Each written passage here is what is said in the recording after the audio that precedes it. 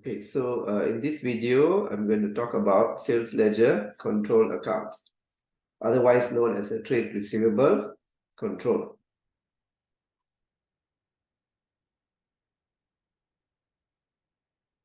Now, the purpose of preparing a sales ledger control account is to check the arithmetical accuracy of the total balances of all the individual trade receivables account in the sales ledger. Okay, so sometimes businesses they want to know what is the total trade receivable. So rather than adding up all the individual accounts one by one, we can refer this total, we can obtain this total by preparing a sales ledger control account.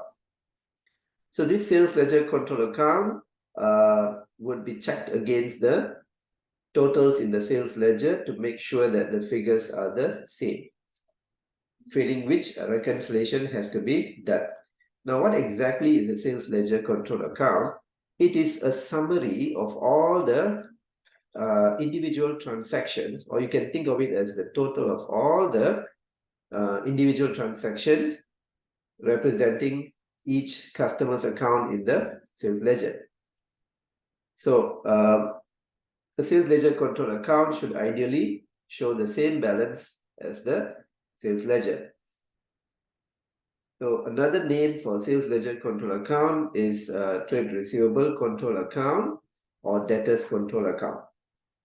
Now, where does sales ledger control account pick their figures from? Okay. So in this format, I've given you the format of a sales ledger control account. So you can think of this as like an asset account. So anything that we enter on the debit side increases the amount that trade receivables owe us, whereas anything that we enter on the credit side decreases the amount that trade receivables owe us. So coming back to the question, where do these figures come from?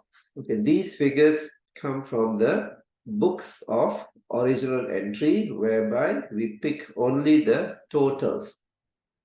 So from the books of original entry, details would be posted to the sales ledger account, to the respective customer's account in the sales ledger, whereas the total, representing all the details, the totals are posted to the sales ledger control account. So for example, let's start with the opening balances. So the opening balances come from the general journal. Okay, in the general journal, when we record opening balances, so those totals are represented here. Okay, so sometimes you may have some credit balances appearing. That's because some customers, they pay us more than what they should, and we would later knock these amounts off from future sales. So hence, it is possible that you might have some little amount of credit balances. Okay, so it's important to know, for you to know that what amount to place on which side. So that's why I've given you the format here. Okay, next we come to credit sales. So credit sales for the month, this figure here comes from the total of the sales day book, otherwise known as the sales journal. Okay, and then we have refunds to customers. So these refunds represent refunds made to trade payables after we have paid them in full. So as we are refunding money, because we are paying money to them, so we would have to put a credit entry in the cash book. Therefore, we debit here. So we would have to total up all the refunds. For example, if you have refund, if there are 3 transactions for refund, so we total up all the total amount of the 3 transactions and put the total here. Okay, and then dishonored check. So the double entry for dishonored check is to debit trade receivables and credit the bank account, the bank account, as in the cash book bank column. So we have to total up all the dishonored checks and put on the debit side here. Okay, this one, interest charge to customers. Sometimes customers may pay us later than they should. So such being the case, the business owner might have to charge interest to the customer. So this means that the customers owe us more. So the double entry for this is to debit the trade receivable and credit interest income. So this is where the debit entry lies. Okay. Okay, then you have irrecoverable debts previously written off, now recovered. Right. Okay. On the credit side, you might have sales return. So we pick the total of the sales return from the sales return journal. And then we pick here the total cash received, cash or checks received from the cash book. So since we are debiting the cash book, therefore we credit here.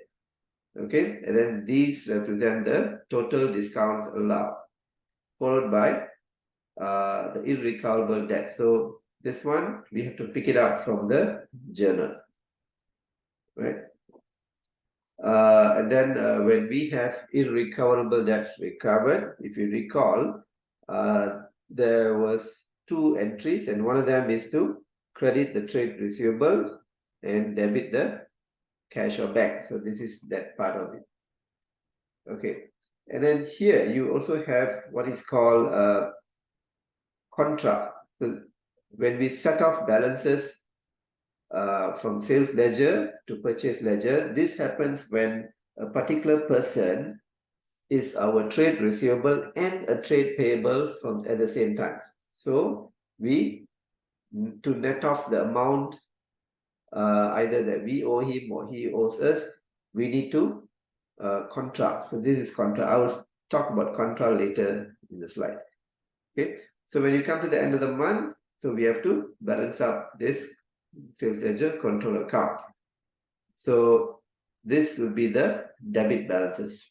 So because this is the balance carried down, okay, so you later have to bring it down to the debit side. And here is a credit balance. So this is the balance carried down, which will be on the debit side, which we have to bring down to the credit side later on. Okay, so here is an example of a question. So at this level, from the question, you just need to know where to place the figure, whether to place it on the debit side of the control account or the credit side. So let's start with this question. So we have debit balance on 1st January. So this will be your opening balance. So this will represent this figure over here, which we should place on the debit side. So therefore, the figure is placed on the debit side. Next, we have total credit sales for the month, 10,290. So as per the format, that should be recorded on the debit side. So we record it on the debit side.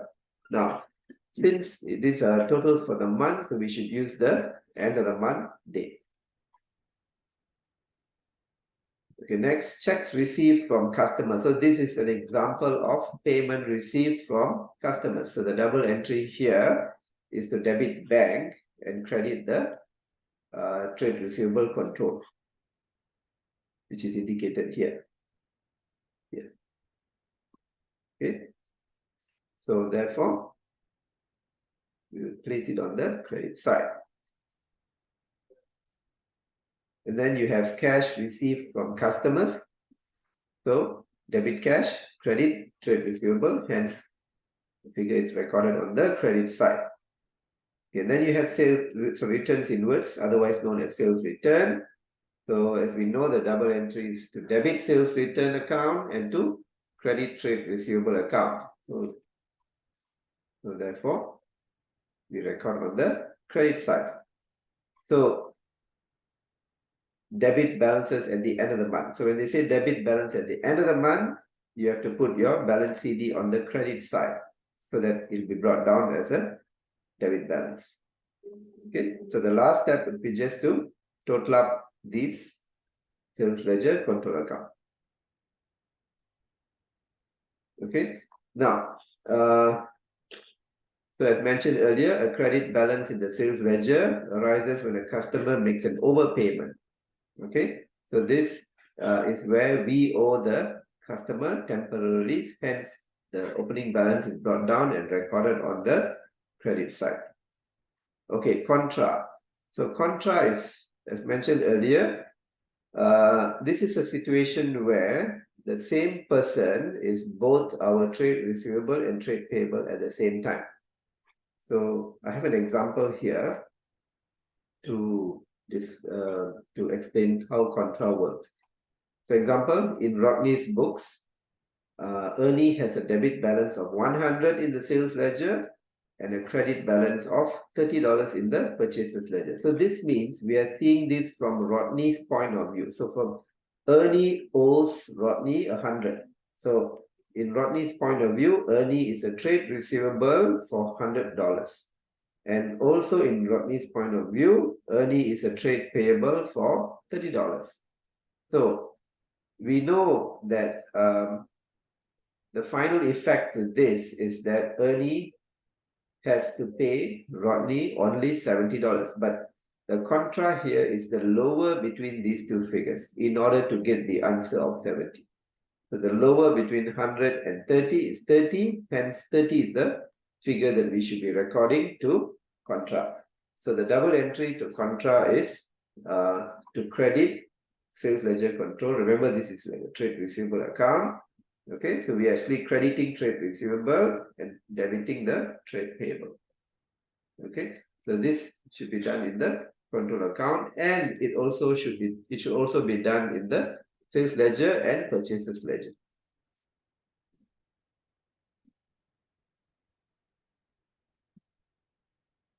Okay, so contra is always a deduction. So therefore, the double entry for contra is to debit the purchase ledger control and credit the sales ledger control. Okay, finally, let's look at the advantages of using control. So here are some advantages of preparing a control account. So firstly, it helps us to locate any errors. Okay, so the errors could have been made either in the books of original entry or in the control account or in the sales ledger or purchases ledger. Okay. Next, preparing control accounts helps the business to minimize fraud. Okay, so fraud, because sometimes when the same person is preparing the sales ledger and the sales ledger control, so there is room for manipulation. So there is tendency for fraud to take place. So to minimize this, so we prepare a control account. And usually the person who's preparing the control account is a different person than the one who prepares the sales ledger. Okay, which means I'm trying to tell you that the sales ledger is done by one person and the sales ledger control is prepared by another person. So at the end of the day, they will independently check their balances, the ending balances. If it's the same, well and good. If it's not the same, then they have to sit down together and see to correct the mistakes. Okay. So another advantage of using control accounts is we can ascertain totals quickly, right? Without paying attention to details. So we can know what the total amount owed by the business to trade payables and what is the amount owed to the business by trade receivables. Okay. And preparing control accounts can also act as a check on accuracy of all the postings made to the personal ledgers. So when I say personal ledgers, I'm referring to the accounts, the sales ledger and the purchases ledger. However, control accounts do have its limitations. Okay, so the limitations are we cannot detect all kinds of errors by preparing a control account, right? So within the ledger, there could have been these errors, which you have learned before. I've explained this in class. So these errors is not visible by preparing the control account. Nevertheless, the preparation of control account is necessary, especially when we have a lot of trade receivables and trade payables account to maintain. Okay, so if you understand this basic idea about sales ledger control account, the same principle is used for purchase ledger control account, whereby for purchase ledger control account data, you have to think of it as a trade payable account. So that video is coming up shortly.